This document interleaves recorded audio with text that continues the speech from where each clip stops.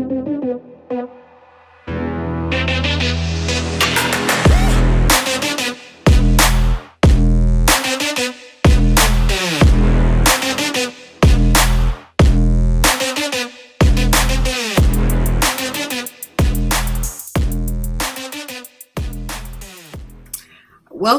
everyone, to the State of the Black Woman presented by Lenox Parker. For generations, Black women have been architects of culture, community, and resilience. Often, we are carrying extraordinary responsibility while navigating extraordinary expectations. Tonight's conversation is all about truth. The victories, the pressures, the pivots, the healing, and the future. Our goal tonight is not just to celebrate Black women, but to examine what it truly means to live, lead, love, and evolve as Black women in this moment. As National Women's History Month comes to a close, Lenox Parker proudly honors 6 extraordinary women whose leadership, legacy, and commitment to uplifting others continue to shape our communities and culture. Through The Table She Built, our digital celebration recognizes women who have set not only their seats, but also have widened the table so countless others could gather, grow, and thrive. I want to introduce you all to this year's 2026, The Table That She Built honorees. Our first is Cicely Gay. Cicely Gay is being awarded the Fannie Lou Hamer Social Justice Award, honoring fearless advocacy and a lifelong commitment to justice, equity, and empowering communities. Next is Rhonda Baraka, one of my personal sheroes, and she is being honored with the Coretta Scott King Lifetime Achievement Award, honoring a lifetime of shaping culture, elevating Black storytelling, and building platforms that amplify generations. Next is Sonia Murray. She is being awarded the Ida B. Wells Voice of the People Award. That award honors journalistic excellence, truth-telling, and stories that become cultural touchstones. Next is Egypt Sherrod. Egypt is being awarded the Madam C.J. Walker Excellence in Business and Media Award. This award honors visionary entrepreneurship, media excellence, and building legacy with grace and intention. Next is Rashawn Ali. Rashawn is being awarded with the Maya Angelou Sisterhood and Mentorship Award. This award honors wisdom, encouragement, and unwavering commitment to uplifting women through community and connection. And last but not least is Dr. Jerry Godhigh. Dr. Jerry is receiving the Dorothy Height Community Impact Award. This award honors tireless service, compassion, and transformational impact through community, leadership, and empowerment. If you all could please help us take a moment to honor these amazing women.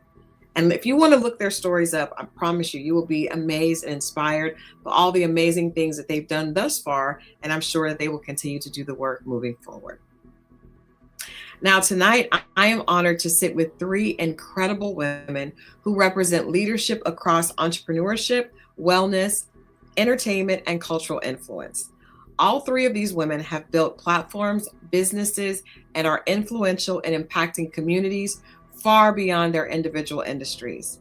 It is my honor to introduce these women joining us for this important conversation, the 2026 State of the Black Woman. First up, we have Shantae Bacon. Shantae is the founder and CEO of 135 Agency, one of the most respected strategic communications firms in entertainment and culture. Shantae has led groundbreaking campaigns for major studios, global brands, and award-winning films, while helping shape how culture, media, and storytelling reach audiences across the world.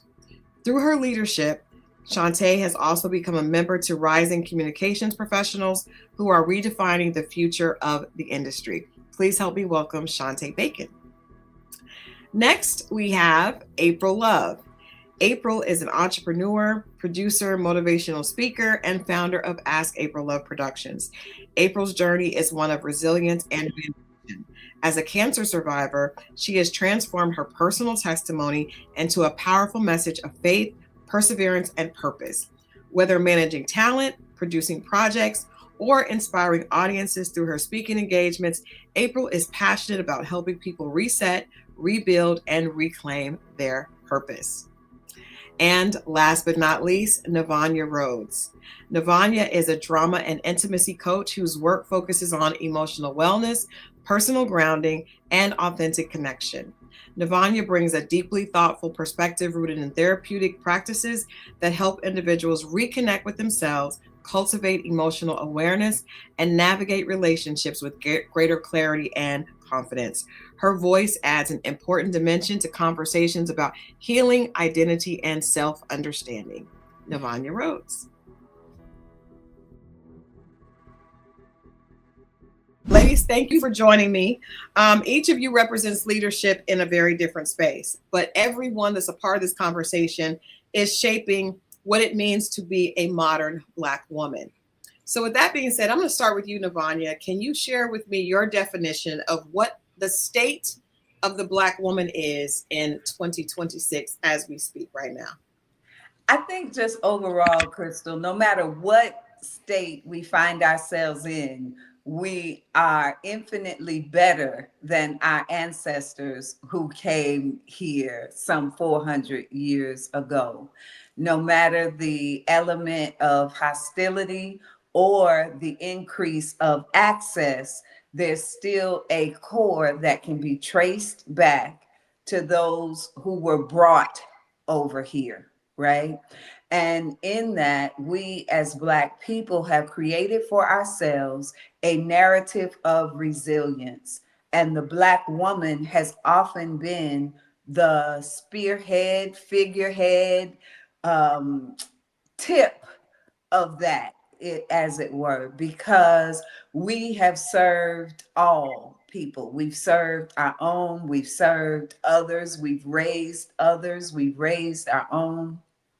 And so I say that to say that the state of the Black woman is one of possibility, empowerment, stamina, and undeniable strength.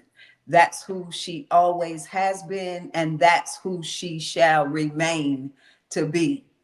And with that, the Black woman has this opportunity in 2026 to really put herself first for a change, Mm. to intentionally pour into her own cup. And we are seeing that in the dynamics, both in the workplace with the 300,000 plus displaced, that now many of those women and many others are saying, how can I build my own business? How can I multiply my own increase instead of giving away my time, my talent, and all of my attention to a company that can then just discard me, right? So she's turning her attention towards herself in business. She's turning her attention towards herself in terms of health. And she's turning her attention towards herself in terms of her relationships. So Nice. the Black woman she's in the queen's position and she's ready to play chess. There we go. I love it. What a wonderful way to start this. April, as you are just returned from Ghana, we know, Yes. just returned from Ghana, a mover and a shaker, constantly moving. What is as you look around from yourself and your peers, what would your definition of the state of the Black woman be today in March 2026? Well, first of all, I want to embody everything Navanya just said, okay? I receive all of that. But coming off of my trip from Ghana, I'm so happy to answer this question because it's even expanded, my vision of us globally, us with the lineage of our ancestors in us. I think we're the definition of resilience, for one. And I think that we are the embodiment of evolution. We have evolved. Women are highly educated. And I don't just mean college educated. We're educated by life experiences. We're educated by our lowest point and our highest celebration. They're highly intelligent, highly influential. Like when you bring a Black woman into something, it sweetens it up. And I think people are starting to realize our value, So I think our state, no matter the state of our world, as a Black woman, I don't think we've been in a better place because we're able to shine. We're not, relying on, the degrees and the letters behind our names, or being, Mrs. to Mr. We are it, we are the epitome of strength. We're overextended, but we're over delivering. We've been treated poorly, but we are becoming kind. We are finding community in one another, and I think that's a beautiful thing. Like, it breaks my heart, and I've heard it for like years. Oh, Black women don't get along. That's a whole lie, because Black women hold me up. Like, I am enamored by, even going from my illness to where I am today. I could not do it without my tribe of women. So we're resilient, we are educated, we are influential, we are blessed and highly favored, and we're changing the world. And we're moving in territories that have not been embarked upon. We are trailblazing. We're coming, I'm talking about in tech, in media, in farming, what I saw in Ghana, in health, like Navanya said, in wellness. We're becoming completely conscious and unashamed to share our beliefs, no matter if we're the only one standing on it. I want to ask you, Shantae, in your opinion, from what you see and from everything going on around you, in your opinion, what would you say the state of the Black woman is today in March 2026, amidst everything that is going on in our headlines today? All right, so the state of the Black woman in about basically Q2 2026, right? I personally feel like right now is a transformational time. I think that if you look at Black women, and I mean, resilience is one thing, but there are over the long arc of history of the Black woman's journey in this country, there have been, every single time it seems like we're getting into position in something, there's always some type of intentional contraction or some type of legal way to limit what we can do and how far we can spread our wings. And I would say that this is just another one of those moments. But the thing about it is, every single time when something looks like a contraction, a Black woman ends up turning it around and making leaps and bounds over it, and performing things that people have no idea how she even did. And even though we're in a time where it looks like 300,000 to 400,000 Black women are out of work, I feel like it's a pivotal time in redefining ourselves, because for so long, I had the very unpopular opinion that DEI was really not beneficial to us, right? Because when you could have a brilliant scholar, a person who is a mathematician whiz, a person who's the best legal mind, but as soon as they came in and they were ready to ascend and go to the next level or run a department or have a C-suite type of title, the first place they're placed is in DEI, right? Chief Diversity Officer or some role like that. And so I feel like we were trapped in a cycle where we were told what value we bring to the company without them taking a look at what value we bring to the company. And you would hear some folks, like Bozeman St. John talked about it a lot, about the fact that when she went to Uber, she's like, now I'm head of marketing. And they're like, chief diversity, kind of officer. It's like this, trap that they had where, you want to have a senior role or a seat at the table. That was the value that you brought to the table. And I feel like it's just a time where it looks like a contraction, but essentially what Black women are doing is defining their own value and telling you how they can change your life, how they can make a high impact in a community.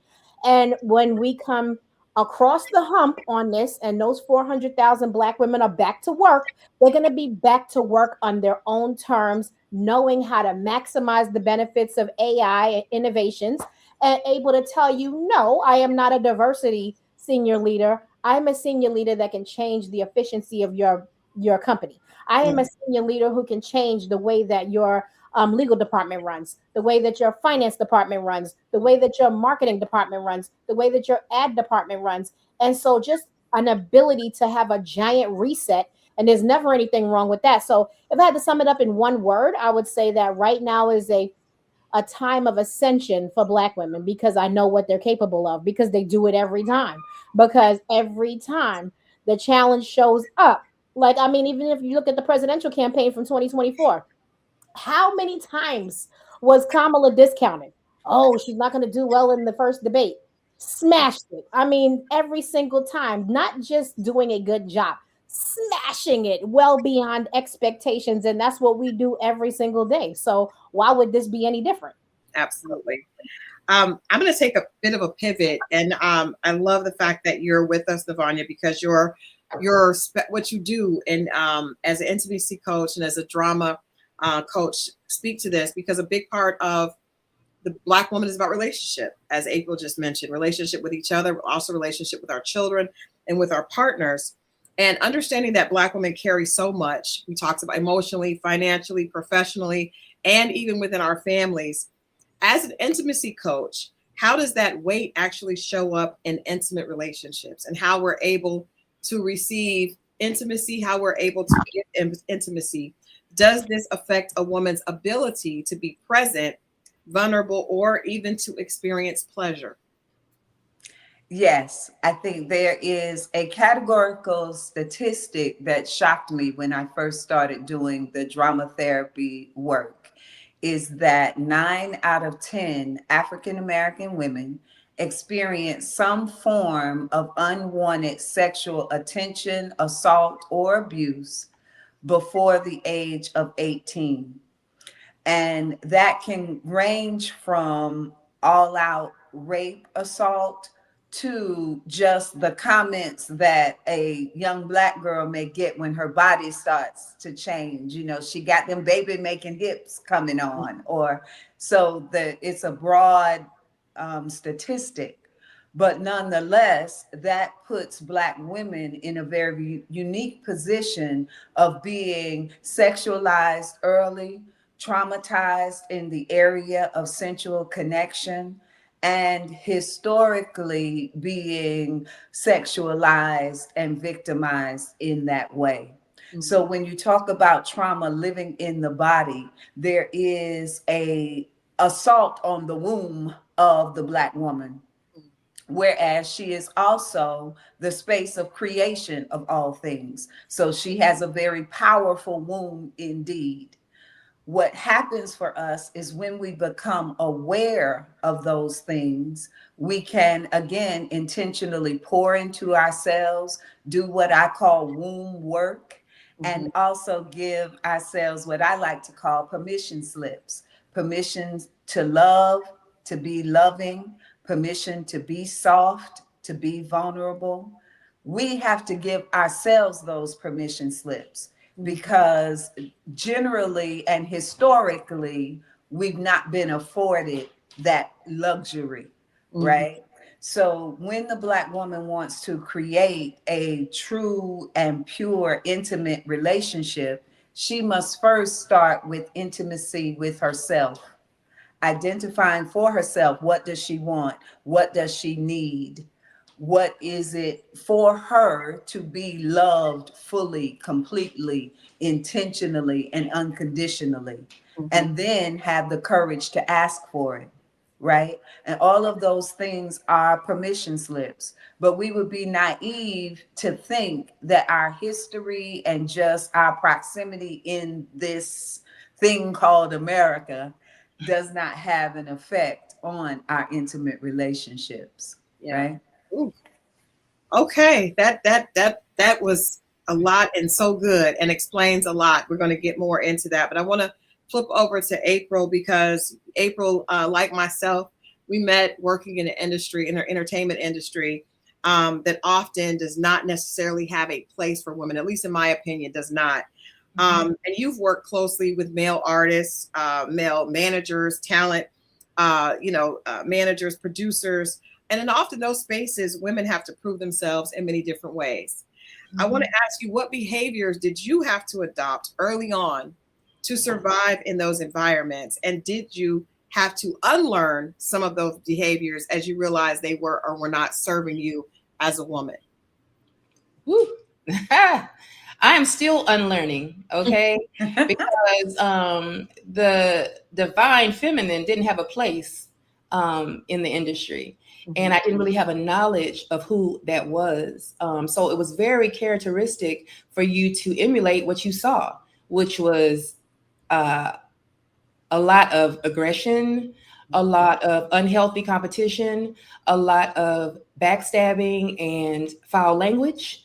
It just became something that on the outside looking in, it was something I kind of always been drawn to since I was a child. I was always enamored by watching stuff on television and red carpets, and it just drew me in. And it wasn't necessarily the star-studded aspect of it, but I didn't have language for it back then, but it was the act of the production of being a part of something, from the ideation to actually seeing it come alive, and then having the opportunity to walk with people and see their successes. And then over the years, it became something else where I found myself losing myself. In the midst of it, I didn't necessarily know what that was.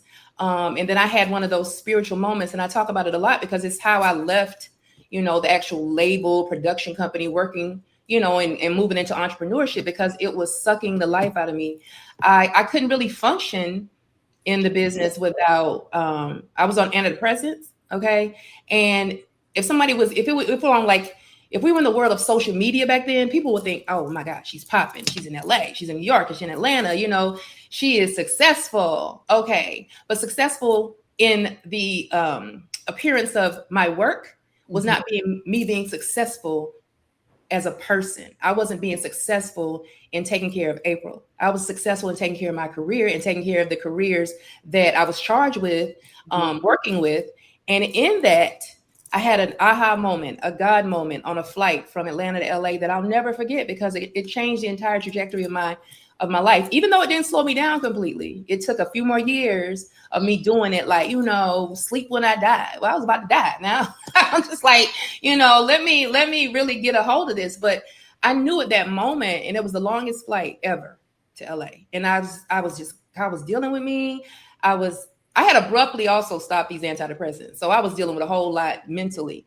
I was just like, I'm good. I got this. And it was like, I felt like if I hadn't been on that plane, I would have been in trouble, because I was in a crisis. I didn't understand what that crisis was, but I knew that my time was up operating in the space that I was operating in, because I did not see people that I was proud of. I did not see people. There were some, like I'll talk about Rev Run.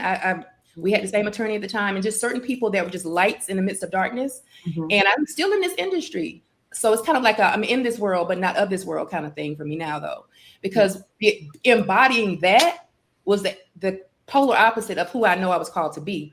So they didn't care, it was no integrity. I mean, the ethics were out the window. It was just like, get what you got to get for yourself by any means necessary. And so when I started to see that in my character, it was like one of those devil's advocate kind of, you look in the mirror and like, who is this? I don't recognize you. And I knew then I had to find a way of escape, and I did. But yeah, that was the challenge. I was becoming something I did not recognize, no matter how successful, it appeared to others. Yeah. And that leads me back to our drama therapy, because I had one of those moments as well. It led me to Devonia's couch years ago. Thank God for a couch. Thank God for it. Not just thank God for a couch. Thank God for a Black woman on the other side of it. Because I had another therapist. I had been going to therapy, and that it just wasn't connecting. And when I sat down with another woman where I could see myself, and I felt like she could really see me, that's when things changed. And I always, thank you for that moment, Navanya. But here I want to shift based on what April says. It's a wonderful time for me to ask you about our mental health, as Black women. We see these real-time shifts with jobs, what's going on in the country. A lot of us, I was just on a flight to LA, 4 hours in Hartsfield Jackson, ICE agents. It feels very anxiety, like there's points of anxiety everywhere. And I feel like when everything is happening with jobs, with the economy, with issues with family, health care, and all this, it affects us disproportionately, just because of who we are. And so from a therapeutic standpoint, how are these external stressors showing up in us internally?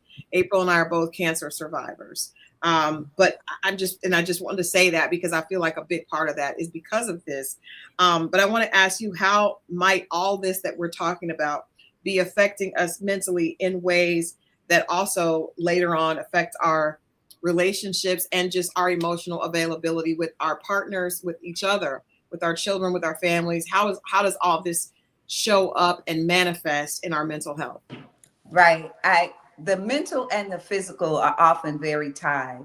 So when we look at not only cancer, we also look at fibroids, we also look at high blood pressure, we also look at diabetes, hypertension, fibromyalgia.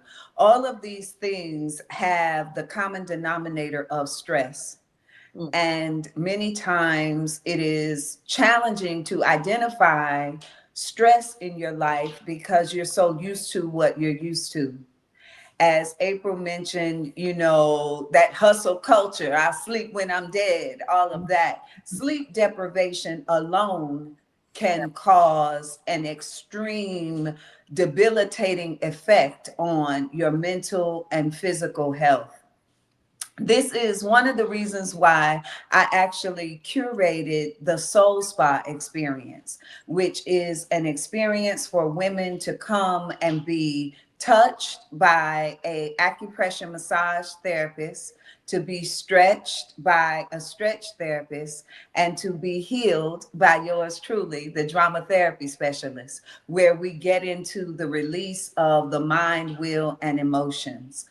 And this kind of experience has to be especially curated for Black women because our lifestyles are not designed for that. We don't go play tennis. We don't go to the spa on a regular. Usually it's for our birthday or something like that.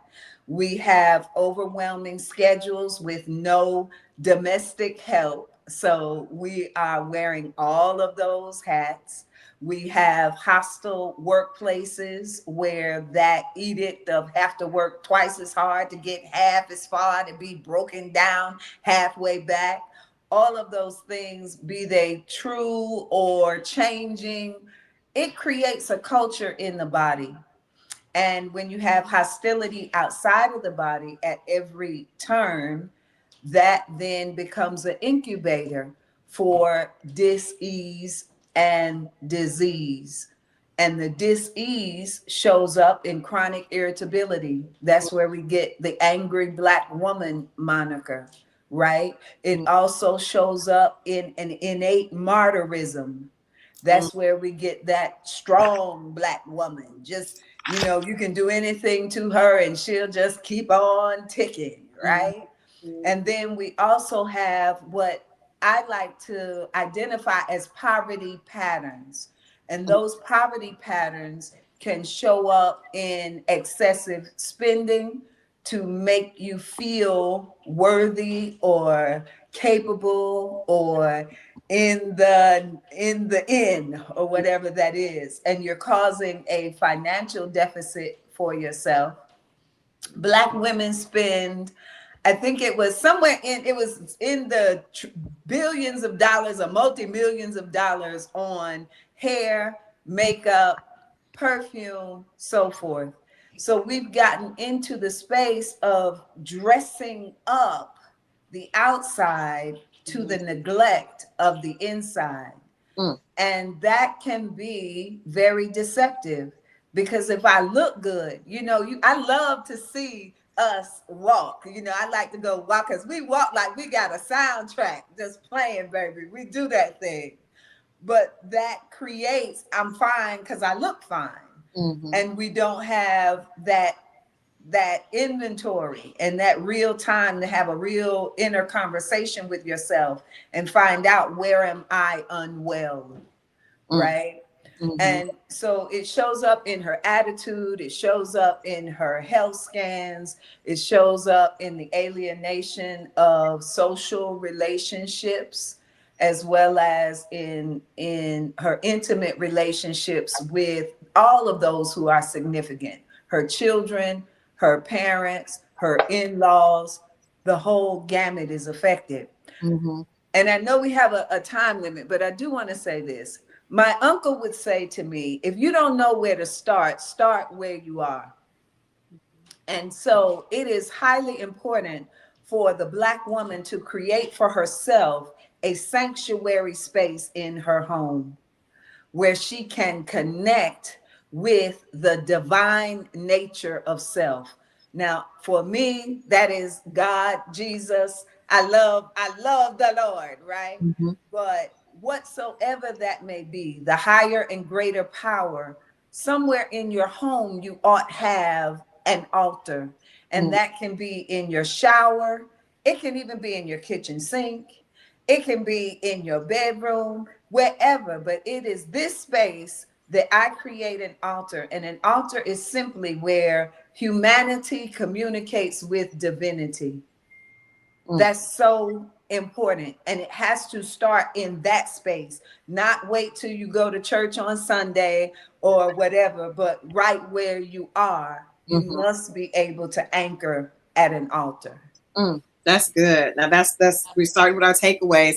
I want to share this with you guys and our audience. If you're watching this, please make sure that you're adding your comments to the chat. I find myself blessed to be a part of these women's tribes, but I wanted to share this with our audience, and I want to definitely hear your feedback because we look forward to this being an ongoing thing. But a friend of mine gifted me this. And when I saw it, I started crying. And it Oh. is, I don't want to cry right now, but one of my favorite movies was Gone with the Wind. And there was the character of Mamie, and here she is, because it's the shoulders of these women that we're standing on, right? And she was crafting this superwoman cape, and I feel like we put it on, but we did not understand what we were doing, and I think there's a lot to that, but that blessed me a lot. I want to move on to the next question. April, in this business, you mentioned the work till I sleep, or maybe even till I die, sleep when I die situation. When I die. Yeah. When I die, death is coming quickly if you're doing that. Absolutely. But I want to ask you what, that pace in music management and public relations, industries that demand that nonstop pace, especially in your 20s and 30s. Now, all of us are no longer in our 20s and 30s, although we may be going gracefully towards another number, but we're no longer at that space. So I Right. want to ask you, what did your pace look like then? Mm-hmm. And how does it feel now at this season in your life? Are you working to keep, have you had to make adjustments to the pace that this industry often requires as you've moved up in years? Have I? Like I shared earlier, I had the worst idea in my head of what the business model was to be successful in entertainment, to be successful in music. I was looking at people, I came up in that era of, watching the labels and watching the people move at like record pace.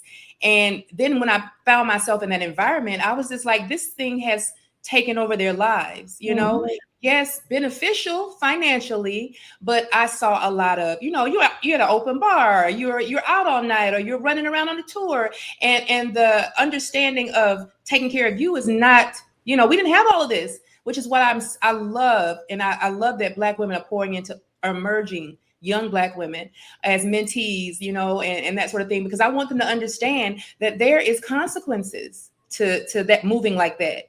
You are sacrificing not only your mental health, your physical health, and sometimes they wake up and it's like, oh, I'm in my late 30s and I want to be a mother, and it's just like, okay, or the guy that I kept leaving, what I'm saying, I'm connecting with him only as I move past him. So back then it was just like I felt like I had all the time in the world. Yeah. I was like, I'm about to get this, I'm about to do this. I'm going to act like they act. I'm going to move like they move. And like I said, it put me in that tailspin. It had me on antidepressants. It had me really losing sight of who April actually was. And my thing is, I've always been, I thought, cognizant of the fact of who I want to be in the world. I moved with integrity. That's how I was raised. I moved with a real work ethic, but I lost sight of that. And I became not only quote unquote a workaholic, but I was overdoing it. And it took not only the health situation, but my mental capacity. Like I said, what I shared earlier, like that is a bad place to be. You know, when you look a certain way and you're successful and you're flying and you got, you know, a little T&E, but feeling like I don't even think I can be me without having something, you know, I got to take something in order for me to settle down, to calm down. And now I am entirely the opposite of that. I am so mindful. Now, people still say I move around, but I move around with an emotional intelligence. If I know if I have to say no, my no is a full sentence now. It's not like, oh, is that going to affect my bottom line? Oh, how are they going to feel about me? No, that's irrelevant because, you know, as you know, Crystal is also a cancer survivor, but outside of just that, but just being on the brink of not being conscious of what I was doing to myself, like Navanya spoke about internally. You know, I was not getting quality sleep. I was not, you know, being able to do the things that that I talk to my therapist about. I have coping mechanisms. That I love to journal. I love to travel, and not just with my laptop, you know, or being on call all the time. I've learned because that was me. I was immersed in my work. It became like me was second to that. And so having those things happen, which I try to be a learning curve for, you know, younger people, like don't get to a diagnosis or don't get to a failed marriage. I don't get to the fact that now I can't have children. Be mindful throughout the process of how do you want your life to look? You know, how do you want to curate this life that you've been blessed with? I always talk about the dash, the year we were born and the year that we take our last breath. That dash is what matters. And I refuse to give up any more of my dash. You know, I have a lot of respect for my clients. I appreciate them. I'm grateful for them, but I would not sacrifice me for them. And that's changed over the course of the years. I want to go back to Shantae because Shantae and I had a beautifully candid conversation, which actually led to this, me insisting that we have this State of the Union conversation. Because so many of my peers, I came in this industry right before I turned 30. And I was married with 2 children. But I often felt like a failure because most of my peers did not have children. They had prioritized their work. And they had prioritized their careers. They had prioritized chasing the bag. And I felt behind behind because I had 2 children and at that time a husband. And as the years continued, I did lose that husband. But I had my children, and a lot of my peers, once we got to where we were near 40 and beyond, looked around and realized they didn't have an option. And Shantae is beautiful, has a beautiful experience of being one of those that still had an option. She has a beautiful little boy now that she became a mom. So she kind of is one of those women that you can look at like she had it all. But I know it wasn't easy. So Shantae, I want you to kind of speak to that with that conversation that we had where you said at one point you were very candid and honest with yourself and said, I want this, and went to your doctor and was intentional. And tell us about how you got to that space. And obviously you were able to have your son, but there's so many women that get to that space and don't have the same outcome as yourself. Definitely. So, first of all, I think that it all kind of ties in together, everything that April just said, plus the conversation that you and I had, because she was just talking about one of the things that I call the biggest myths that was sold to Gen X, right? We were sold hook, line, and sinker, the hustle, hustle, hustle. Look at these icons. You can be like them too if you just work hard, learn, intern, come up, and then, it'll happen for you too. So that was the myth, right? Because if you were an insider in the business, then you knew that the 4 or 5 iconic Black people in the music business, and if we think hard enough, we can think about the ones from each label, they were grandfathered in by usually a Caucasian Jewish executive who run the label and was like, this one right here is my guy. I'm going to take him under my wing. I'm going to mentor him. I'm going to put him in the rooms where the money conversations are being made. So that person was solidifying themselves in the business and convincing everyone under them to work as hard as they possibly could to push them up so that everybody could come up. It didn't quite work that way, though. So I was definitely a part of the Gen X myth buyers, where we all subscribe to this idea that hustle, hustle, hustle. Also, I'm not going to lie. I mean, I am a child of hip hop, right? I considered myself, I felt like a person who died and went to heaven when I got my job at Def Jam, and I was happy to spend the night in the office, which is what got their attention. It's like this little girl will be in the office, leave at 1 a.m. and come back and be here at 8 a.m. excited. Like every single minute was like, I get to learn how to do sound scan. I get to learn this and learn that. And I'm like a sponge just listening to every conversation. And when I finally made it into the conference room, I felt blessed. Um, in hindsight, as a person who is definitely not in her 20s and 30s, and really at the tail end of the 40s, I would say that I don't look back as in with any regrets or anything like that, because I had a good old time hustling, living out of a suitcase. And I would see the girls in the new JFK 4 terminal more than I saw my family. I'd be walking through with my bag and they'd be like, "Hey girl, what's going on this week?" I mean, I went through with my mom and sister one time and they were like, "This is ridiculous. Everyone in here knows you. What is going on?" So that was good. But when I did get to the point where one thing that I was always mindful of is I don't mind working hard, right? I don't mind building a business. I don't mind going through the kinds of things entrepreneurs have to go through, but I do want to be paid for it, right? Like that was the part of the music business I did not buy. Like I did not think that free work was okay. I did not think that not getting my value was okay. And even when I look back, what I thought was my value really wasn't even it. It was worth way more than that, but I was pushing clients, the industry to pay us more than I knew competitors were making. But when I got to my late 30s, I would say I grew up with 8 nephews and 6 nieces, and I never really felt the burn of like, I really want a kid because I was always Auntie Tay Tay. Then in my late 30s, I was like, I need to give this some attention. And I remember going to a fertility specialist in LA that Keita Williams put me in contact with. We all know Keita. And she was like, "Girl," she did like this to me at this culture creators brunch. And she was like, "Take this number." And I was like, "Okay." And so I went to the doctor and he was like, "Wow, for your age, this looks all good." But he was like, "You need to get going." And so and after I called myself trying, definitely did get pregnant and then had a miscarriage. And it was like Easter Sunday of 2019. And it never occurred to me how much I wanted to be a mom until that moment. It was like a sadness I could not explain. I did not tell anybody, not my mom, not sisters, not Saptosa, not nobody knew. I was just living with it because there's a lot of shame to it. For me, it was. I felt like I waited so long, I'm being punished, this and that. Like I was living out of a suitcase and doing my whole hustle thing. And now God is like, "Yeah, okay, you finally getting around to this." So I thought it was that. And then I thought that my options were over. I was like, I'm not going to be able to do this thing. So I went to a new doctor and I came in and I'm like, and this one was referred to me by Nakia. And so Nakia Hicks. I went into Dr. Dweck's office and I was like, "All right, doc, this is what we're going to have to do. I'm pretty sure we're going to have to do IVF." And so they're like, get some blood, get some urine, blah, blah, blah, the whole thing. And I was out there waiting for so long. And then they came in and Heidi called me in and she's like, "Not gonna need that IVF." And I was like, "What do you mean?"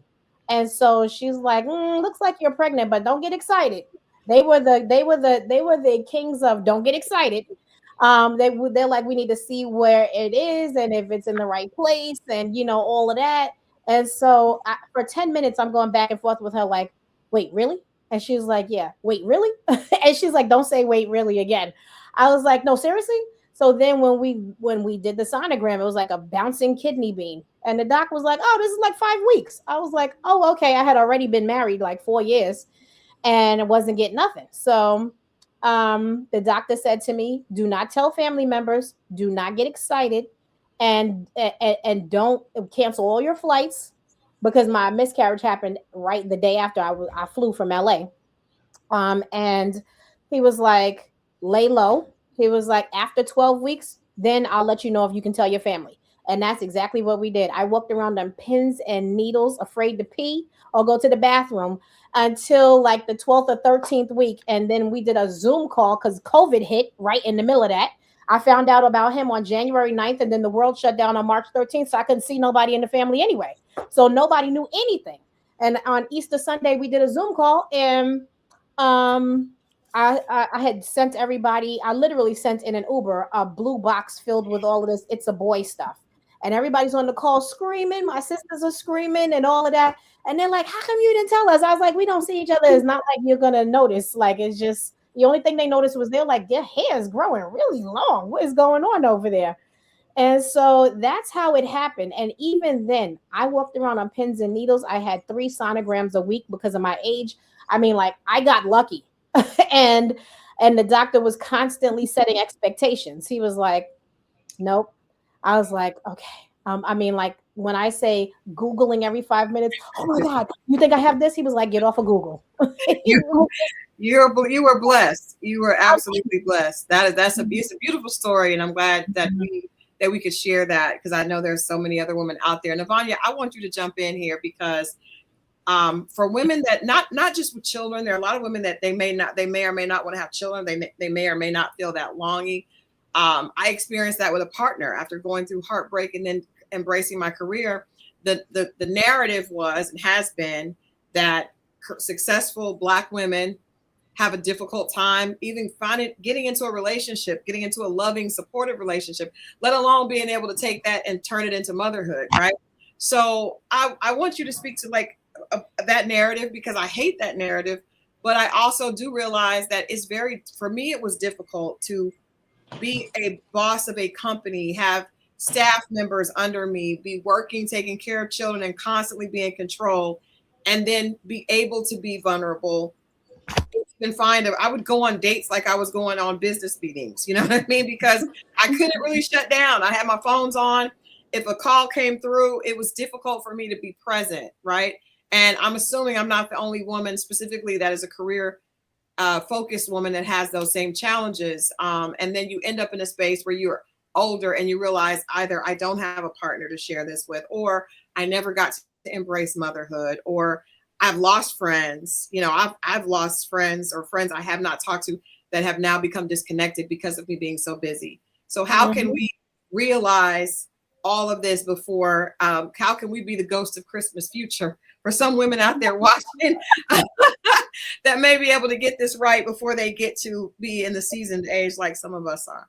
Right. I think I want to answer this in two different tracks. When you look at something like city planning is often done at least 5 years out, and many times it's 7 to 10 years. Mm-hmm. This is how the infrastructure maintains the mainstream influence, right? So all of your shops, or this is where the property value is going to go up, or this is where we want to drive more economics, or this is where we want to move political power. All of those agendas are in place 5 to 10 years in advance.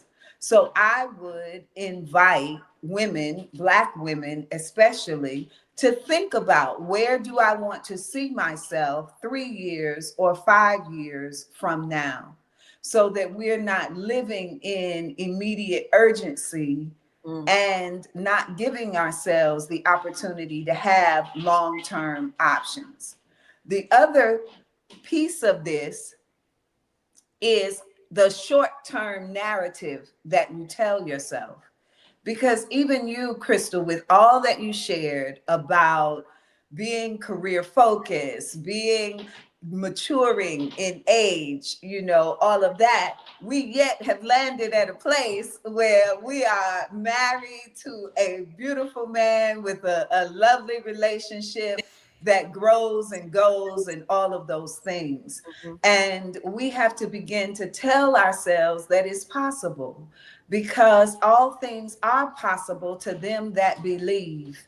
And the way you are believing is the way you will be living. So if you continue to believe that I'm more likely to get struck by lightning than to find a relationship, then that is what you will emit. And that is the truth you will attract, or the facts that you will attract, right? Because the mind is very powerful.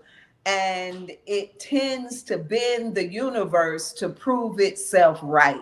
Mm-hmm. And so, whenever I'm working with women who desire relationship, one of the first things is to get a mantra and an understanding that the man for you is not being born. He's not a cyborg that has to be created in a Peachtree dish. AI He is already walking and breathing somewhere here on this planet, right? And of the billions of people on the earth, surely a divine God can send one. And I believe that there are many, you know, you have many soulmates and many places of possibility and compatibility. But if all you can believe for is that one person who can love you fully, deeply, completely, and you get your internal narrative that you are worthy to be loved fully, deeply, and completely, there is such a joy that is present in believing that versus believing I'll never find love. There's no one out here for me. That ages you fast. You know, I just spent time with girlfriends and sorority sisters, and they're like, Navanya, you still look the same. And I'm like, girl, I laugh well. Sleep is my best friend. I am loved, I am loving, and I am lovable. And I remind myself of that every day. And therein is the fountain of youth that everyone has access to, right? So it starts with the story you tell yourself and the story you give yourself permission to write. Oh, yes, yes, yes. All of you out there are taking these gems. That's why we have these powerful ladies. This conversation is so good. I want to go back to April because April is one of the friends I know that does a lot of like actualization and you know, because I personally realized that before I could even be open to a man, I had to be open to Crystal. I had to get to where I really knew who Crystal was. And in this business where often your achievements define who you are, I struggled with that, you know, and I think you and I have been friends for a long time. You're aware of that struggle of, you know, am I proud of, I realized I was only proud of myself when I was racking up the numbers. It was hard for me to go through something that was challenging or not get what I assume was success and still be proud. And I could not love Crystal unconditionally, is what I'm saying. Yeah. And so that was something I struggle with, still struggle. And so I want to ask you, as someone that speaks to others and empowers others, how did you learn to accept and embrace April unconditionally? Because this business does not suggest that. You and Shantae both can attest to. You are as hot or as you're as your phone rings according to that last client that was successful. That's or right. Success when it comes to a big PR campaign. That is how you are. That's how you are judged. That's how often people will want to be in space with you. Is based on that success. So how did you learn to look past that and to unconditionally accept and embrace yourself? That's a great question because I had to fall in love with April because I went for many years not really liking her. You know, I felt defeated by her. I felt sometimes betrayed by her. So I had to come to a place where I really got to know her. And I too am a believer, Navanya. So I went to God in prayer a lot. However, what I was not doing was meditating on that, meditating on the word, meditating on my prayer life and coming out with answers. I would just give it all and not receive. You know, I would pray it all out and then wouldn't sit still long enough to be able to hear. And so then God sent me to a work, it's neurolinguistic program, and I became completely just infatuated with it in the sense of how it takes you back. And I became a master practitioner in it. And then I got into meditation. This really started happening before I was diagnosed with breast cancer. So once I got into God sitting me down and me healing, I not only was healing my body, but I was healing my mind, body, emotion, the entire holistic embodiment of me. And I got to know the things, and I went back in that timeline and I was like, but when did I lose my joy? When did I stop honoring what I wanted and started to figure it all out. I was like interwoven in so many, like an unhealthy relationship, really creating an environment that was really toxic, you know.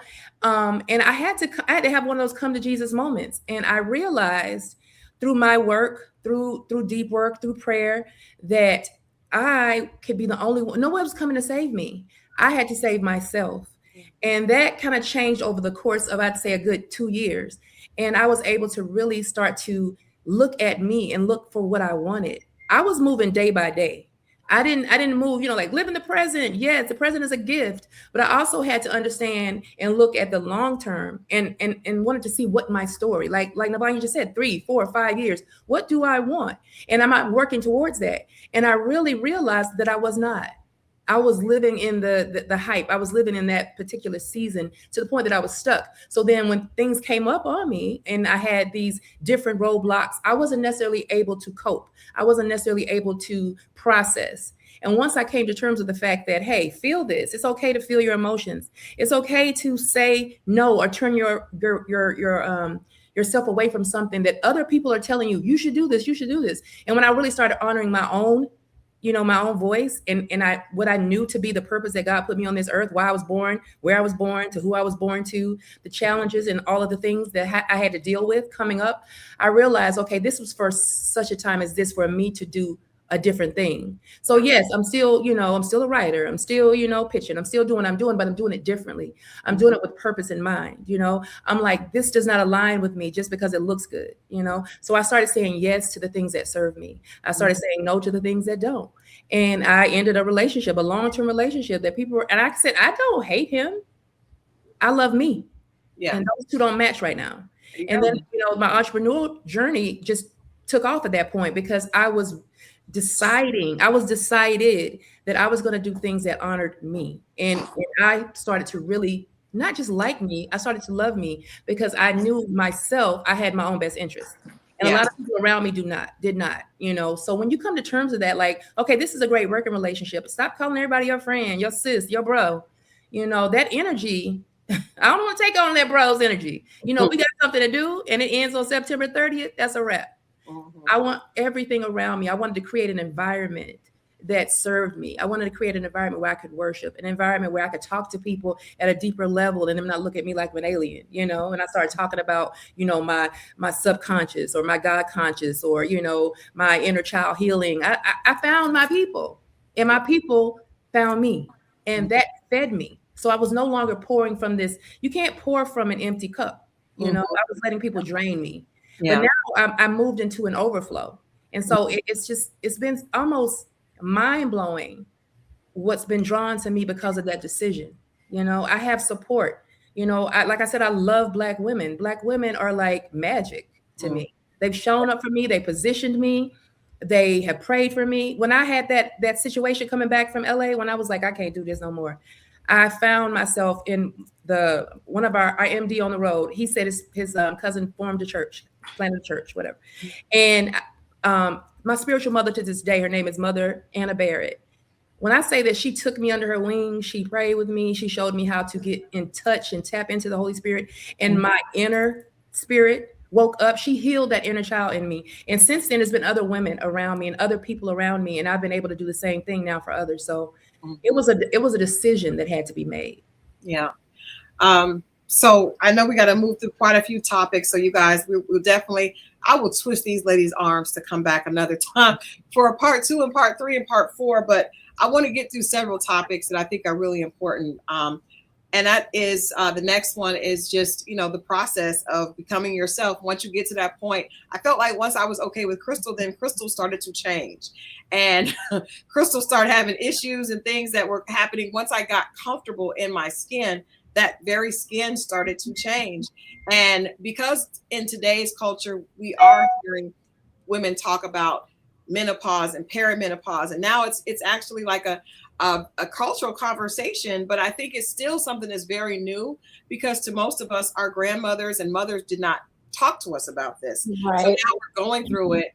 And for me, I was going through it in an industry that is very, very focused on your external and how you show up and how you present, and also very youth worshiping, right? This entertainment business worships youth and everything, youth and beauty. And so at a certain point as a woman, you start to feel like, wait a minute, who I had gotten comfortable with that version of me. That version is changing. And so I want all three of you, I'll start with Navanya, to speak to the changes that we go through as women and how we can embrace them. First of all, accept and then embrace them moving forward. And I was mentioning this to Shantae, this idea that I had when I was younger of Claire Huxtable, right? That's what I thought aging was. Like she's an older woman and she's beautiful. And you didn't think that Claire might have been having brain fog or might have had, hot flashes or night sweats. None of that, because all you saw was her looking amazing. Flyer than any of her kids, literally. Any of them, and very, very husband, very undeserving of that type of woman. But that also was not a realistic snapshot. So Right. I want you to speak to that, and then I'll go on to Shantae.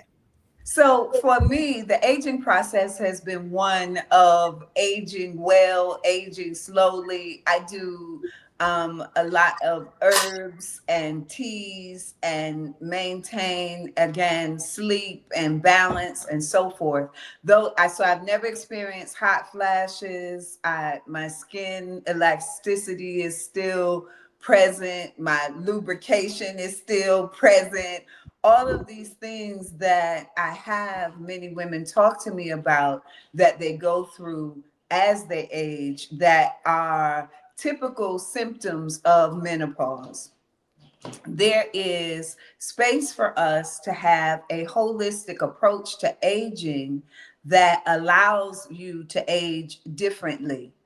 However, if you are in the space of experiencing some of these symptoms, then going to a holistic practitioner, a practitioner who is menopause informed, and I would say ideally a practitioner that looks like you and feels like a safe space for your soul is what will support you in the highest and greatest way to go through that without feeling like you're going crazy, right? There's also things that you can do with your diet to help you to have more fortitude and grace around aging.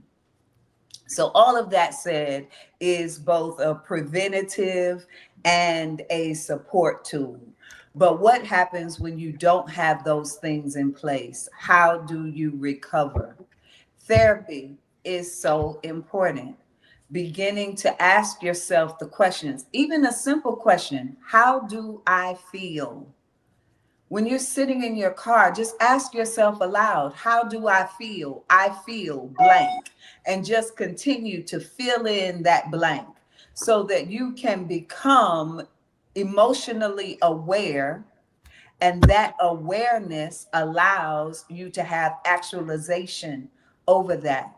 So then you don't feel like you're being tossed and to and fro with your emotions, right? Because when we are in this kind of emotionally unstable state, everything becomes worse. Even when we're in the age of having our cycle, and you just, you break a nail, you start crying, somebody says, excuse me, and you go off. What you mean, excuse me? Walk around, all of this. And then you look at your calendar and you realize you're PMSing. And suddenly it's like, oh, so now you give yourself more grace. You give yourself more benefit of the doubt. You navigate it differently because you are aware, right? So that would be my suggest, because we don't have to go through it like our mothers or grandmothers did. And B, they probably went through it a lot better than us because they weren't eating all the processed foods, their lifestyle, everything shut down at my grandmama's house at 6 o'clock or 7 o'clock, and then you had to do that early rising. So the way that they structured their life supported them more from a physical perspective. We're just coming into this season now of eating fast food, not sitting and eating at the table with the whole family. that by itself created a rhythm of rest where you knew you had to be home by a certain time, be ready to sit at a certain time. You're eating a balanced plate of dense nutrient foods that were cooked on cast iron pots, so you're getting your iron and all of those things. And they were able to do it a lot of times with more grace and ease. So although Claire Huxtable, she was a fictitious character, that was a nod to the rhythm of life for many of our grandmothers and aunties and so forth. So returning to that is a way to support ourselves in this right now season. And go back to some of those things, royal jelly helps you to keep everything lubricated. Getting your vitamins, having a multivitamin can make a tremendous difference in hair loss. MSM powder makes your skin glow and diminishes wrinkles. All of those grandmama secrets, clays, tinctures, and teas, baby, will help you do it with ease.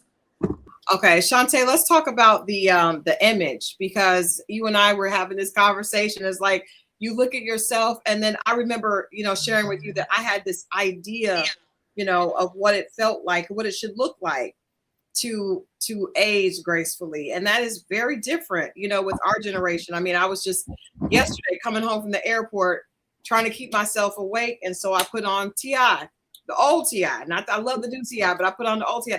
That was a part of my, becoming a woman. I was immersed in hip hop. I live in Atlanta, and I was, as a music publicist, that's my comfort, zone, and that's not necessarily what probably my grandmother was doing, or my aunts that as they were older. But I don't feel like I can't listen to Ti and Jeezy. I feel like that's very much a part of who I am. Absolutely, because it is. Right. Talk to us about your experience and how you see this journey as you move forward in years. Well, I feel like hip hop defined my life, right? I mean, I was a little girl from Jamaica, Queens, whose brother was an aspiring rapper, and who went to the Def Jam Christmas parties and would bring home cassette tapes of it, and I'd listen to it and hear them shouting out people like DJ Irv, meaning Irv Gotti, when he was just DJing parties at the time. I mean, I remember all of it. I remember Video Music Box. I remember episodes where, in his very early part of his career, where Will Smith was a rapper with a potty mouth at parties. He was cussing more than everybody else. It's so interesting to see the evolution of all of these young men and women who kind of, took control of their destiny and was like leaning into their talent, and the stars, moon, and sun aligned for it to grow the way that it did. Mm-hmm. I mean, for one, I feel like hip hop has defined my life. There was a time when I would never even be able to admit that there were some serious flaws in hip hop that have affected Black women, our imagery and all of that, because I was protecting it so much. Like, like this thing that gave me so much could not be that thing that you're talking about. But two things can be true at the same time. And it did do a lot of damage to the way that some young women perceive themselves and others. It did damage to the way young Black men see young Black women for so long. And so those are some of the things that as a community we are not yet mature enough to admit to ourselves on a large scale, and that we do not have conversations about. Those women who you referenced earlier, who get to 39 and 40 and are like, damn, am I out of time on this? A lot of times it's because they haven't met a person who is going to give them the respect that they deserve, and and treat them like they are the prize. They're meeting someone who treats them like they are trying to live out their best rapper fantasy, and she should be okay with being a ride or die. Another myth. That's myth number 2 that was sold to Gen X. Okay, there's 5. But I mean, the first one is the hustle till you die, and I mean, sleep when you die, hustle, hustle, hustle. And the second one is the ride or die myth. Like, that was a one-way principle. It never went both ways, and it never will. And so a lot of the times the women who have reached 39, 40 and don't have a marriage or a child, and they just don't want to make the commitment of just being a single mom because they know what kind of pain that is. They're just like, I mean, I missed my window of time. They didn't get there by themselves necessarily. Mm-hmm. Because I feel like this society loves to put all the onus on the woman, right? I don't have any problem with having accountability of something, but we do need to be honest about it, right? There's a reason why they got to that point. But when it comes to imaging and aging, one of the things about aging is that I feel like even from when I was a kid, right? I was always the youngest in my class. I was always okay with being a young minded person, right? Um, when I look back at it now, when I was younger, I probably would have been diagnosed as neurodivergent, right? Because I was like, well, these are the things that's on the list. I know I'm all of those. And so, like, I'm just like, okay. Attention span, like, short attention span means ADHD. Well, shit, I've had that forever. Not able to focus on one task. Hello. So I was always into the Muppets. I was always into Sesame Street was one of my defining shows in life. And it just so happens, and also just like things that were fun, right? I've always been able to enjoy a good animated film like The Incredibles or whatever. I will spend my money and go to a movie that is an animated film all by myself and have a good time. And I've always been that person. Or I can go like on Christmas Eve, I took my nieces who are like 16 and 18 to go see Zootopia 2 and my son. And now that I'm a mom, I'm all Excuse. in. Right. I'm all in on the animated films, on Hot Wheels and all of it. And so like I just feel like keeping a young spirit Mm-hmm. helps because when I get around people who are cousins, are classmates, and everybody's all gray, and I'm like, I don't have any gray hair. We can't be in the same class, right? Like, no, I can't tell people I'm in his class because he looks like somebody's grandfather right now, and I'm in here without any hair, gray hairs at all. And they're like, "What are you doing?" And I'm like, I'm literally just, the same person. I walk around when I go to PTA meetings at the school or I go to anything that's going on. What do I have in my hair? If it's not freshly done, I have two ponytails. I've always been that person. You can ask somebody who went to high school with me. I always am happy to split it in two because it's too much to try to put into one. And it's just a convenience issue. I walk around with two big afro puffs with some waves in it all the time. I wear my sneakers all the time. And after COVID hit, I was Crocs and slippers all day long. It was years before I put shoes on again. So I just feel like I don't take myself too seriously about anything. The hustle was what I took too seriously. Yeah. Um, and I really invested in the myth sold to the Gen X, entrepreneurs and Gen X, people who were hustlers. I feel like that's where I put too much of my energy into. Also, I mean, this is a Black woman roundtable discussion. One of the things that also isn't spoken of a lot is how entrepreneurs and professionals of Gen X don't quite get the credit that they deserve a lot of times when it comes to how many people, how many millennials and Gen Zers we have taught, ushered into the business, have Right. mentored, have taught, because once they get it, they take it and they're gone. You don't see them again. They don't have Don't have the same. They don't have the same reverence that I No, feel they like don't. we did Like for anybody who people ever that taught. taught me, Mm-hmm. anyone who ever taught me, Leora Cohen, Julie Greenwald, Kevin Lyles, can pick up the phone and ask me for a lot, and Yeah. I will not even charge. I Yeah. mean, I remember one time Kevin needed this screening, and he was like, "So what's the cost?" I was like, "No charge. What are you talking about?" Yeah. Because these people poured into me when they didn't have to, right? Right. That I can't pay for that. I wouldn't even be able to have a business if it wasn't for the boot camp that I went through with them. But that does not go both ways. That ended with us. Mm-hmm. You could teach somebody and pour everything you have into them, and once they get it, they're gone. They don't even remember to invite you to shit when they get to where they're going. Like I'm being real honest because I saw a lot of Black women having that problem Yeah. during Black women in Hollywood, and it was like it was a whole threads conversation where this woman has started it by saying, "I have mentored over 100 girls or whatever, and they're all there, and I'm not." And then the thread blew up with all these people who was like, oh yeah, me too. And I'm like, they don't care. Like none of that means anything. Do It not. doesn't mean anything. So I just feel like I that used to bother me. It doesn't anymore. Actually, I Mhm. feel like I am in my, a lot of people will call it a second win. Mhm. Um, but I am, momming and caretaking my mom who's 83 with dementia related Alzheimer's. Like I am so different. It's not even like I can't even recognize the person who used to live out of a suitcase and hustle hard and all of that, who lived for the hustle. Like I don't know her anymore. She's gone. I Yeah. still am an entrepreneur to the core. I'm always going to be, but the value system, the voices that used to be important to me that aren't anymore, like they look like noise. Or sometimes I'm going, why was I ever listening to that person? To Or that. I'm Yeah. looking at people on social media and I'm like, why did I ever take them seriously? Like this right here, they don't know nothing about this real life right here.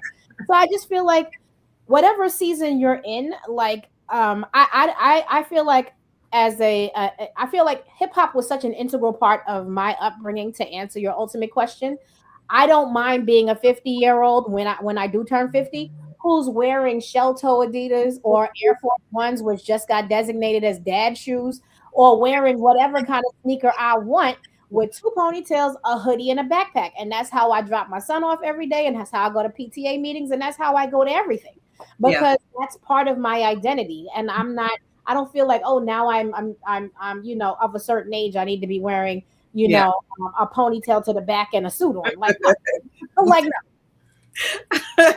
April, you also are part of this generation that we grew up thinking that things look different, as you get to a certain age, but yet we are all that certain age and still pretty much the same and don't feel a need to change.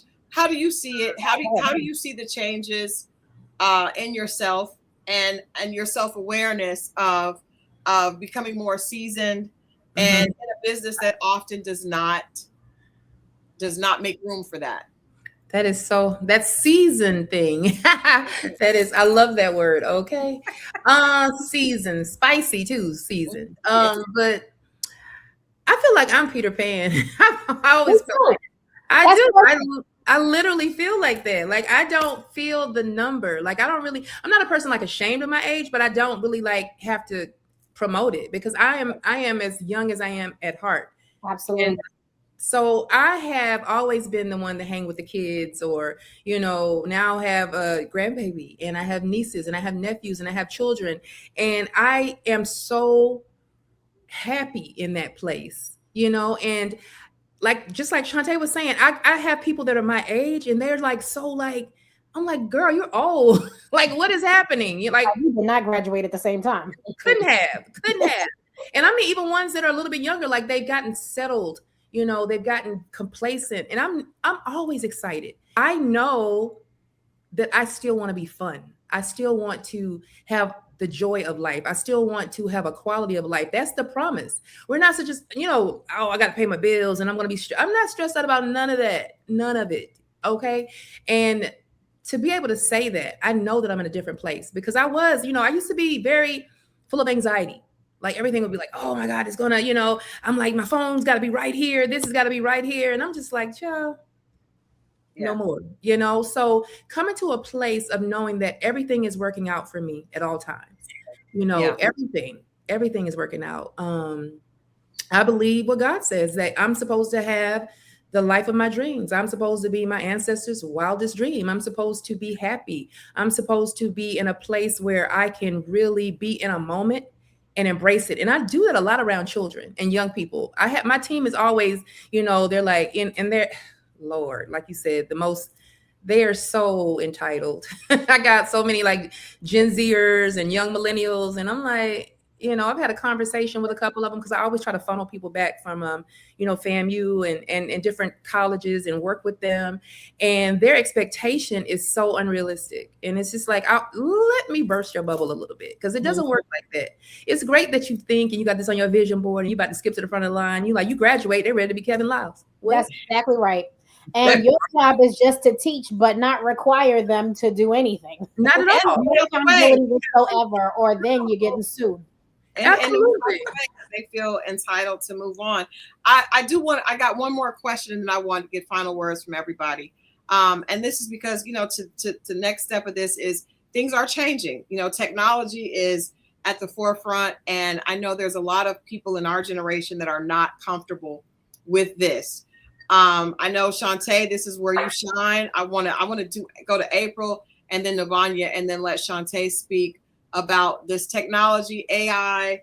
All of this is happening that is very different than the world that we initially were born into in the 70s, right?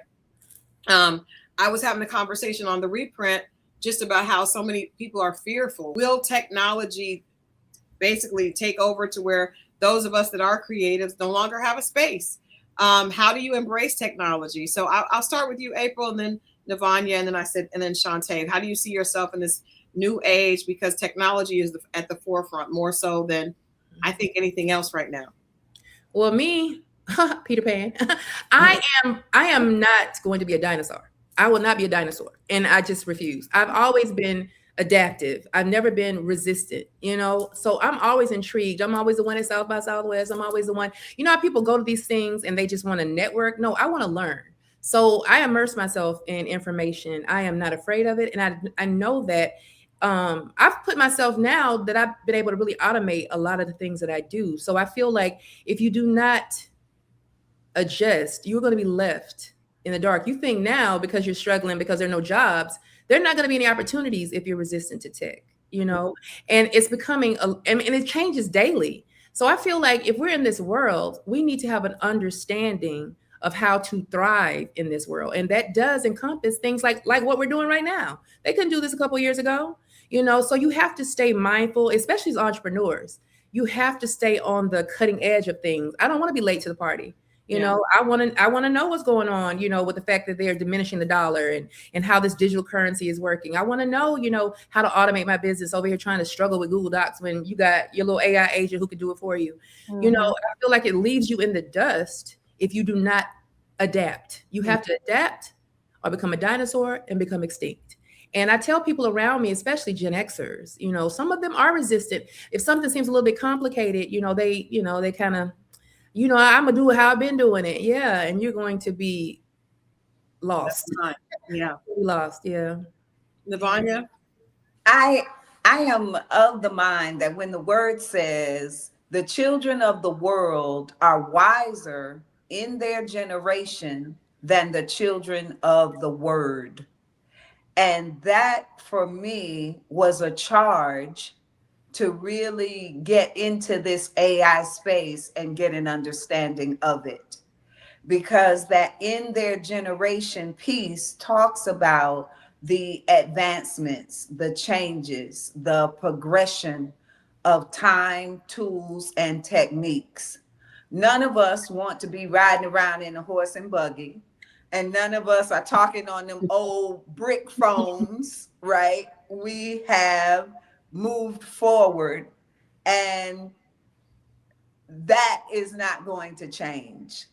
From, history is the best reward for all research. When you look at it, everything has changed, and then some things come back. Now we wearing bell bottoms again, and vintage is the new thing. So we never know when we'll have a Sankofa moment and we have to go back and get something. Yeah. Even with AI, it doesn't have the soul that we have. So that gives us the opportunity to be unique by remembering connection, by remembering care and tenderness and kindness, by remembering our imagination, right? And as we empower ourselves in that space, we become less intimidated by AI, because we remember all of the untapped capacity that lives even within our own brains. And as April said, using it as a support for yourself to create more time, more efficiency, more reach. All of those things make it a less intimidating space to go into, right? And for me, I'm a faith girl, and it's going to take faith, girl, to do this thing and to do it do it well, and to do it in ways that allow us to be the best versions of ourselves. Yeah. So I'm all for it. I'm not going to try and put a nail in with my hand. I'm going to use a hammer. I'm going to get the tool that lets me do it with the greatest ease and efficiency. So I invite people to start there. This Yeah. is here to serve me. I'm not here to serve it. And that makes the transition a little easier, Yeah. you know? Yeah. Shante? So the AI conversation is another one of those things that I am grateful for and excited by, right? I feel like there is it's an exciting time to be alive to even witness and experience this. So what I always tell people are these three things. The first thing is, um, whatever obstacle is standing between you and AI, it probably isn't real.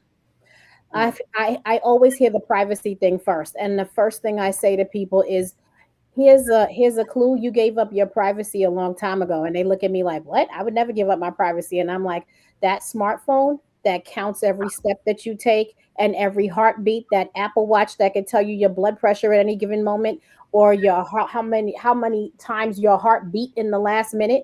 And then that Apple Cash, which can tell you what's on every single one of your cards and how much you make, and then the conversations and all of that. And Siri could tell you everything you just said. You gave up your privacy so long ago for convenience. It's not even funny. Everybody's like, oh yeah, they're trying to put a chip in you. The chip been in you. You bought it. You paid $1,100 for the chip. You carry it around in your pocket, your purse, and everything else. You bought the chip You did. because of the convenience. Right. Everything from your laundry to your supermarket order, everything's on the phone. If you rather the laptop get run over by a car than the phone, because everything's on the phone. Everything. Privacy is not an issue. Let it go. It never was. And then I also tell people, who has Alexa, Google Nest, or an Amazon Firebox in the house and you're talking to it. Because if you do, you have had AI in the home for so long and Mhm. you're acting like this moment is different. There's Mhm. a reason why when somebody gets murdered in a house, the first thing that the investigators go after is Alexa, because she's recording every minute of it. And if they tap into the right thing, they can hear exactly what happened going right up to that moment. Or if you're holding your phone in your hand and you say, man, I really need something from Target, whatever, pick your store, at home.com, whatever, Hobby Lobby. When you go on the YouTube, what's the first ad coming up? Whatever you just said 2 minutes ago, because nothing is private anymore. And you have been a willing participant for so long, like cut the crap. The last thing you should be doing is not being the person to take advantage of these AI innovations that are available to entrepreneurs and professionals of today. So the next thing is this. Ladies, if you are one of the 3 to 400,000 Black women who have been misplaced by the actions of this administration and their hostile take on DEI, the this is a moment of ascension. This is a moment where you get to redefine your value outside of DEI and decide where your value is present. And AI is your strategic partner in doing it. Yeah. Everything you used to have to do on your own, you now have a partner who will talk right back to you for hours on end. And if you have a bum ass idea, be like, I want you to be hard on me. You can say those words, Yeah. and it will say, okay, yeah, I think that's a shitty idea. Like, it is literally that, right? Mhm. Um, it is a strategic partner. What AI can never take away, and the reason why all of these people who are worried about jobs going away is, are jobs going away? No question. Jobs are going away for people who do not have an AI capability to them. But if you've ever used AI, if you use it for 1 hour for anything, then you know that it's extremely flawed. You could stump it just by giving it a whole lot of information and asking question after question. It starts to like get triggered, and then it starts talking gibberish and giving you answers like, wait, what are you talking about? We weren't talking about baking a cake, we're talking about this right here. So it still needs a lot of direction, like everything else in life. It Right. needs supervision, direction, and it needs the soul. It needs you. It does not have your experience, your expertise, your sauce. Like that Mm, is the part. So you can make more money than you make now by combining an AI capability with the sauce that you have earned over the last 10, 15, 20 years in business. And you have to know that, mm, right? And I have a course called AI Automation for Entrepreneurs, and it is literally to help them buy 5, 10, 15 hours per week back in their schedule by helping them to automate low level tasks because a lot of people don't know where to start. mhm, That's why I started the masterclass and built it into a course because they're like, where do I even start? For example, last weekend was Black Women Film Network, right? The one question we had during the AI panel was, how can I use AI to market my film? So that question is very broad, but it makes total sense, right? mhm, And I told her the first thing that you have to do is put you in it. You made the film for a certain audience, right? Every film touches somebody in a certain way.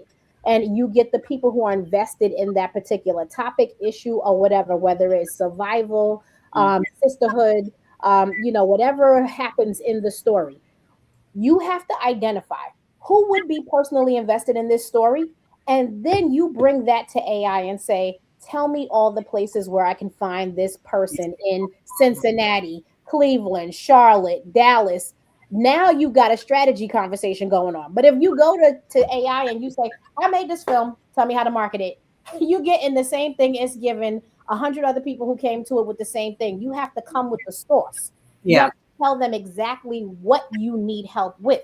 And Mm, so you cannot, it's not going to think for you. It's not going to lead you. You still have to lead it, but you have to know what you're doing. And it's a time investment. You're not getting anything quick. yeah. You're going to keep having the massage that conversation and challenge it and say, I think you could do better. Give me a level 5 upgrade. I never accept the first thing it gives me ever, ever, ever. Yeah, nice. Well, definitely will have that information for anybody that wants to take Shantae's course.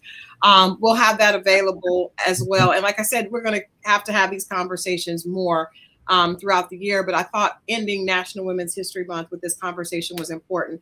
So before we get out of here, ladies, I want to ask all of you one question. I'm gonna ask these women to abide by a time restraint.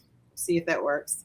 But the question I want to ask you is: we know that this will be seen by women, lots of women out there. Hopefully, hundreds and thousands of women will see this.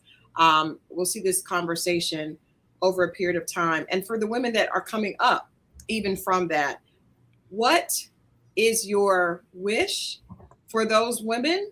And what is one sacrifice that you hope they will not have to make in order to find their own definition of success? I'm going to start with Navanya. I wish for every woman watching this that she finds herself, loves herself, frees herself in every way possible. I pray that she never has to sacrifice her calling, her purpose, and her God given right to be loved, fulfilled, cherished, and celebrated. You were created to be celebrated and not tolerated. And so that will be my wish and my hope for every woman that has the chance to watch this wonderful discussion. April, love. Oh, Black women, I love you so much. Mm, Love that. I love you so much. And you are the embodiment of brilliance. You are the embodiment of survival. And we are moving from becoming to being. So be every ounce of what you were born to be. I mean, take everything that you have endured, everything that you have overcome, and wrap it up and put it on the inside. Hold it close to your heart and know that it was all purpose for your good. And find yourself some strong Black women to align with. A tribe of Black women will be the magic you've been looking for. So I pray that every woman who's listening will start to not only love, but love themselves. And then find your tribe of women that you can lean into, that can support you, that can pour into you. And then that will strengthen you enough to continue to pour into others. And again, I love you, Black women. And what do you hope they will not have to sacrifice for success? I hope they would not have to sacrifice themselves. I hope that they would not have to sacrifice their mental health, their physical health, their emotional health for a goal. Your goal should be to maintain all of that. All of your values, your level of integrity, and who you are should all be a part of something that you never relinquish to anybody else for no reason. Not one reason is good enough to lose yourself in the midst of it. So don't lose yourself on this journey to being who you're supposed to be. Shantae? So I will start by saying I think Black women have already sacrificed a lot for our level of success. I think that that's already been happening. I think that the most exciting time about what's happening right now is that that no longer needs to happen. Like, I feel like now is such an exciting time to be alive, and that the advantages that we can all, the innovation that we can all take advantage of from I want you to feel unleashed. I'm serious. Like, we all have a long list of things that used to light us up and get us fired up when we were younger, and we talked ourselves out of it because we were like, oh no, I can't do that. I'm just like, no, that's too far out there. I need like a regular job, or I need like something that's more realistic. I want you to dust off those unrealistic goals and go to AI, build yourself a senior strategist partner, like a life coach partner, and ask them how you can do those things that you once thought was just too unrealistic for you. Like, for real, this is the moment, right? There's never been a time like right now. And every day the capability grows and grows and grows to the point where it can handle research. If you say, like, I'll just give you an example of mine.